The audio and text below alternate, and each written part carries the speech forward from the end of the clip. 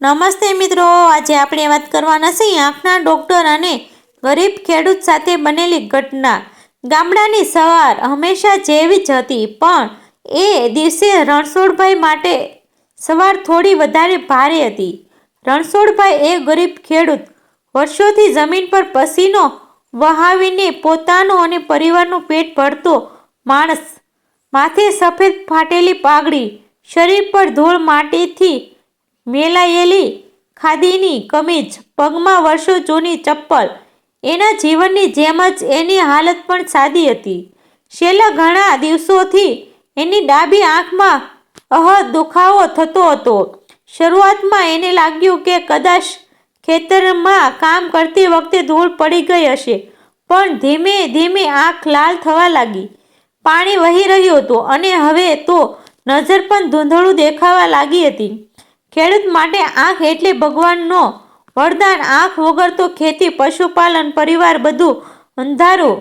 ગામના વૈદ્ય જોઈને સીધું કહી દીધું, રણછોડ, હવે આ ગામનું કામ નથી, શહેરના મોટા આંખના ડોક્ટરને બતાવ। શહેર રણછોડભાઈ માટે શહેર એટલે અજાણ્યો દરિયો, છતાં આંખ બચાવવાની લાચારી એને બસમાં બેસાડી શહેર સુધી ખેંચી લાવી। બસમાંથી ઉતર્યો ત્યારે આસપાસની અચાનક દુકાનો, મોટા બોર્ડ, ઊંચી ઇમારતો જોઈને એને પોતે નાનો લાગ્યો। આંખના ડોક્ટરની ક્લિનિક તો જાણે કોઈ રાજમહેલ હોય એમ ચમકતી હતી। એચી કાચના દરવાજા, અંદર ચોખ્ખું સફેદ વાતાવરણ। દરવાજા પર મોટા અક્ષરમાં લખેલું હતું, ડોક્ટર અવિનાશ શાહ, પ્રખ્યાત આંખ વિશેષજ્ઞ। નામ વાંચીને જ રણછોડભાઈના પગ થોડા ધ્રુજી ગયા। અંદર પ્રવેશ કરતા જ રિસેપ્શન પર બેઠેલી યુવતીએ ઉપરથી નીચે એને એક નજરમાં માપી લીધો, જાણે કોઈ ગંદુ કપડું રૂમમાં આવી ગયું હોય એમ। રણછોડભાઈ ધીમા સ્વરે બોલ્યો, બહેન, ડોક્ટર સાહેબને બતાવવું છે, આંખમાં બહુ દુખે છે। એ યુવતીએ ચહેરા પર કોઈ ભાવ વિના કહ્યું, કાર્ડ બનાવો, ફી પહેલા ભરશો। કેટલી ફી છે બહેન? 500 રૂપિયા। 500? એ શબ્દ સાંભળીને રણછોડભાઈના મનમાં વીજળી પડી ગઈ। ખિસ્સામાંથી એને ધીમેથી ગાંઠ ખોલી, ચોંટેલા, વળાંક પડેલા નોટો। જીવનમાં કદાચ પહેલીવાર એને પોતાની ગરીબી એટલી કસોટી છતાં આંખ બચાવવાની મજબૂરીએ એણે ફી આપી દીધી।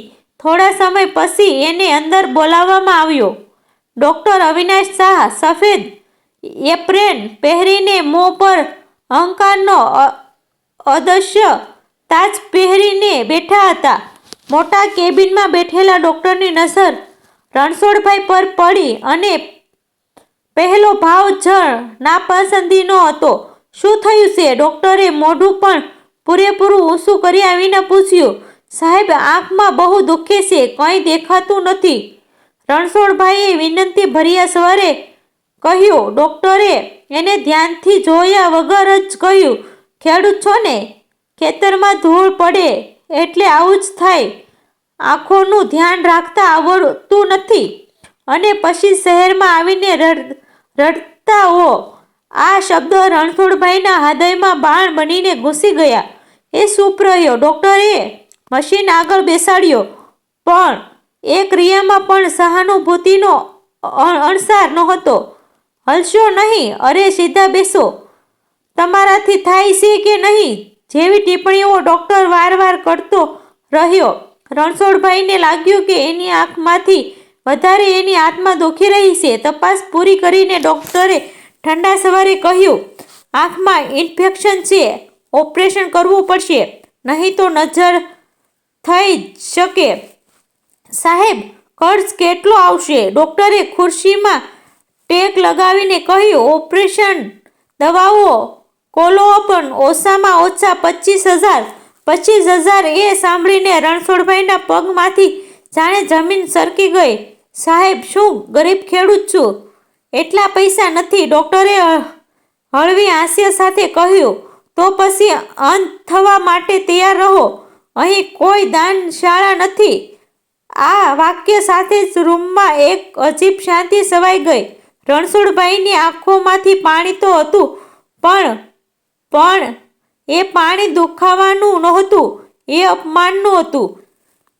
શહેરના આ મોટા ડોક્ટર માટે એ માત્ર એક ગરીબ દર્દી હતો, પણ રણછોડભાઈ માટે આંખ એટલે આખું જીવન. કેબિનમાંથી બહાર નીકળતા એની પીઠ વળી ગઈ હતી, પગ ભારે થઈ ગયા હતા અને મનમાં એક જ પ્રશ્ન ગુંજતો હતો: શું ગરીબ માણસને જીવવા સપના જોવા હક નથી?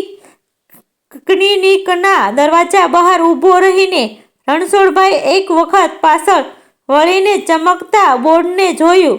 એ બોર્ડ હવે એને આશાનું નહીં પણ અહંકારનું પ્રતીક લાગતું હતું. એની આંખ ધીમે ધીમે અંધારી થતી જઈ રહી હતી અને એની સાથે જ એની દુનિયા પણ.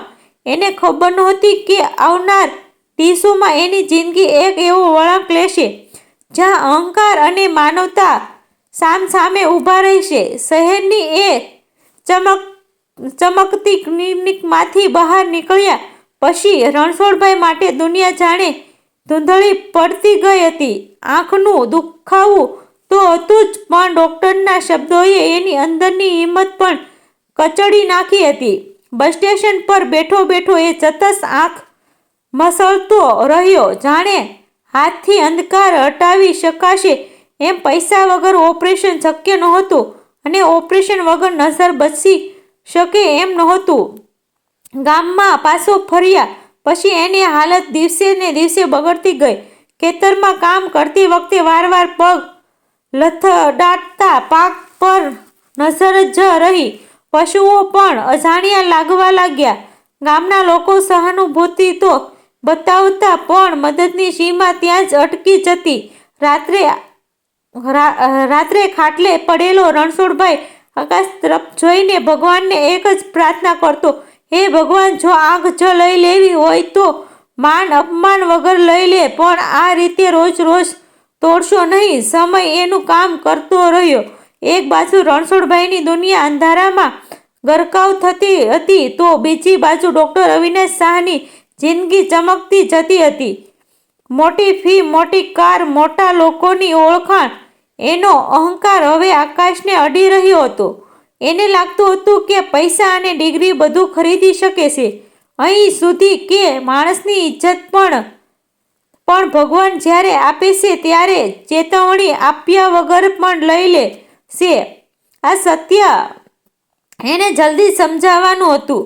એક દિવસ ઓપરેશન થિયેટરમાં કામ કરતી વખતે અચાનક ડોક્ટરની પોતાની આંખમાં ઝાટકો લાગ્યો. શરૂઆતમાં એને લાગ્યું કે થાક હશે, પણ થોડી જ વારમાં નજર ધૂંધળું થવા લાગ્યું. પોતાના જ પર આવું થાય એ વિચાર માત્રથી જ ડોક્ટરના શરીરમાં કંપન ફેલાઈ ગયું. બીજા મોટા ડોક્ટરોને બતાવ્યા, મોંઘા ટેસ્ટ કરાવ્યા, પણ નિદાન એક જ હતું: દુર્લભ આંખોનો રોગ, જેમાં યોગ્ય સમયે માનવતા અને આશીર્વાદ ન મળે તો દવા પણ નિષ્ફળ જાય. એ દિવસથી ડોક્ટર અવિનાશ શાહ માટે ક્લિનિક લાઇટો અંધારી થવા લાગી. જે માણસ બીજા દર્દીઓને ઉપરથી જોતો હતો એ હવે પોતાના ભય અને અસહાયતામાં ફેલાઈ ગયો હતો. એને યાદ આવતા લાગ્યું એ ગરીબ ખેડૂત, એની વિનંતી, એની ભીની આંખો. પહેલીવાર ડોક્ટરના મનમાં પ્રશ્ન ઊભો થયો: શું હું ખરેખર ડોક્ટર છું? એ ફક્ત અંધાદાર આ પ્રશ્ન સાથે જ એની અંદરનો અહંકાર ધીમે ધીમે તૂટવા લાગ્યો. નજર બચવાની છેલ્લી આશામાં એ આધ્યાત્મિક માર્ગ વળ્યો અને કોઈએ એને એક સાધુ વિશે કહ્યું જે દુઃખી માણસોની મદદ કરતો હતો. આશ્ચર્ય એ હતું કે એ સાધુ એ જ ગામમાં રહેતો હતો જ્યાં રણછોડભાઈ રહેતો. ડોક્ટર અવિનાશ શાહ એ ક્યારેય ગામડાની માટીથી દૂર રહેતો. આજે પોતાની આંખ બચાવવાની આશામાં એ જ માટીમાં પગ મૂક્યો. સાધુએ એને એક જ વાત કહી: તમે જેને અપમાન આપ્યું એની માફી માગશો ત્યારે જ તમારી આંખમાં પ્રકાશ આવશે. ડોક્ટર માટે આ શબ્દો ઝેર જેવા હતા, પણ હવે અહંકાર રાખવાનો સમય નહોતો. ગામમાં પહોંચીને જ્યારે એ રણછોડભાઈના ઝૂંપડા સામે ઊભો રહ્યો ત્યારે એને પોતાનું પ્રતિબિંબ જોયું. એક અહંકારી માણસ જે આજે પોતે જ ડરેલો હતો. રણછોડભાઈ લગભગ અંધ બની ગયો હતો. જ્યારે કોઈએ કહ્યું કે શહેરનો મોટો ડોક્ટર મળવા આવ્યો છે, ત્યારે એને વિશ્વાસ ન આવ્યો. ડોક્ટર અવિનાશ શાહે આગળ વધીને પહેલીવાર ઝૂકીને કહ્યું, મને માફ કરજો. મેં તમને માણસ નહીં, ગરીબી સમજીને જોયા. આ શબ્દ સાથે જ રણછોડભાઈની આંખોમાંથી આંસુ વહી નીકળ્યા. એને કોઈ માત્ર ગુસ્સો નહીં, કોઈ બદલો નહીં, માત્ર દિલથી આશીર્વાદ આપ્યા. એ ક્ષણે અહંકાર હારી ગયો અને માનવતા જીતી ગઈ. કહે છે કે એ દિવસે રણછોડભાઈની આંખમાંથી થોડી રોશની પાછી આવી અને ડોક્ટર અવિનાશ શાહની આંખોમાં પણ. ડોક્ટરે રણછોડભાઈનું સંપૂર્ણ સારવાર મફતમાં કરાવ્યું. પણ એથી પણ મોટું પરિવર્તન એની અંદર આવ્યું.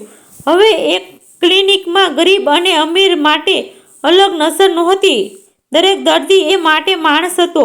અને રણછોડભાઈ એ હવે પૂરેપૂરું જોઈ શકતો ન હતો, પણ એને જીવનની સૌથી મોટો દૃષ્ટિ મળી ગઈ હતી, માનવતાની. મિત્રો, આ વાર્તા કાલ્પનિક છે.